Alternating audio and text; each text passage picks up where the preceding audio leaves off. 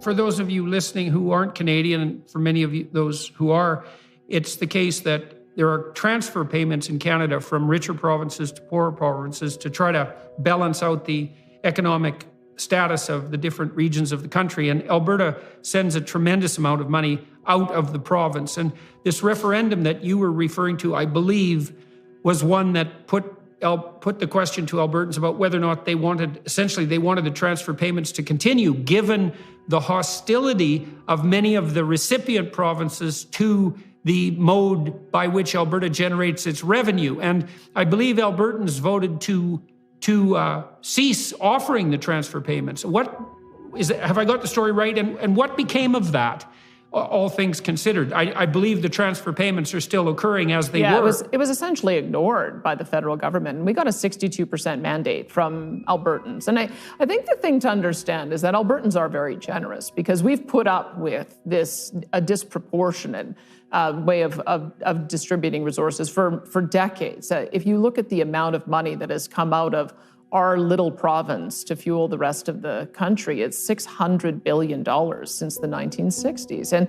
And the fact that we haven't put up a fuss before now is because we realized that there was a partnership with the rest of the country, that we would develop our resources, we would ship them to Eastern Canada. Eastern Canada would use our energy to develop products that we would need. We would purchase them back.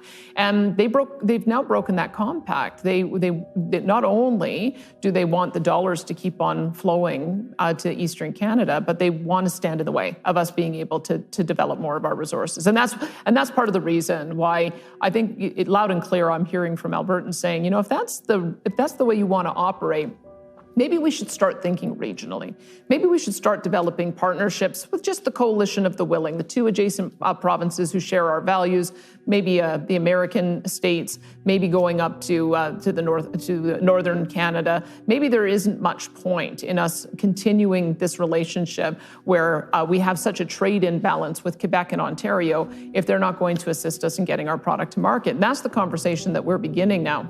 It seems a bit much to both have to deliver the money that's produced by the oil and gas industry and also to have the oil and gas industry demonized and shut down. Like, you can't have both of those, right? You could maybe get away with one, but to ask for both is just, it's funny. I used to live in Alberta. It's a long time ago now, and I would say fairly federally inclined when I lived in Alberta. I like the idea of Canada, but as I've been out in the East and watching what's been happening to Alberta over especially the last 10 years, and Saskatchewan for that matter, I keep thinking it makes less and less sense. The arrangement just makes less and less sense, especially now, especially given what's happening on the oil and gas front. It's so pathological. And so why is Alberta still delivering the transfer payments? We don't have much control over that because what happens is they overtax us at the federal level. This is sort of the one of the flaws of our constitutional arrangement that we set up, is that the federal government can tax us into oblivion, and then they hoard a pot of money, and then they sort of dribble it back to us saying, oh, if you run your programs our way, then we'll transfer you some of the dollars back. So the real problem with the way the country operates is that the federal government is taxing and taking more money than they need, and then they're using that federal spending power to essentially dictate to the provinces. And that's a real problem. That's part of the reason why, when you look at what Quebec has done, they start taking back more authority over their provincial powers. So they collect their own income taxes. And the reason why I think they ultimately want to do that is one day I think they want to move to a more European style of system where each of the subnational governments collect all their own taxes, and then they pay to the central authority only those dollars that go to support the federal areas of jurisdiction.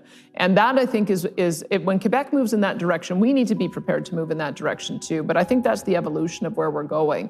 Is Quebec farther ahead on that road than Alberta? And is your plan to bring Alberta down that route? And is Saskatchewan on board with that? We are going to take as much action in our areas of jurisdiction as Quebec. We want to be treated just like Quebec. And Quebec has had the provincial tax collection powers for a number of years. In fact, a couple of years ago, they put forward the motion exactly as I described. They said, okay, now we want to be able to collect all taxes and we'll just remit to Ottawa our share. And even the Conservatives supported that motion. So they're very close, I think. If there's a change of government at the federal level, they're very close, I think, to being able to get that kind of arrangement. And we don't want to be left behind. We want exactly the same treatment. What stands in your way at the moment in practical terms in implementing that? Why not? Is there reasons not to just move ahead with it? I mean, it does seem to me to be that it's time for push to come to shove in Alberta and Canada because things are so absurd on the energy front. And Alberta is fighting for its life, economic life in many ways. I can't imagine that any investors with any sense are going to have the kind of confidence that's necessary to invest in major oil and gas exploration projects, given the absolute uncertainty with regards to delivery. And to spend, you pointed out that in two different projects, $2 billion had been spent merely on trying to overcome regulatory hurdles.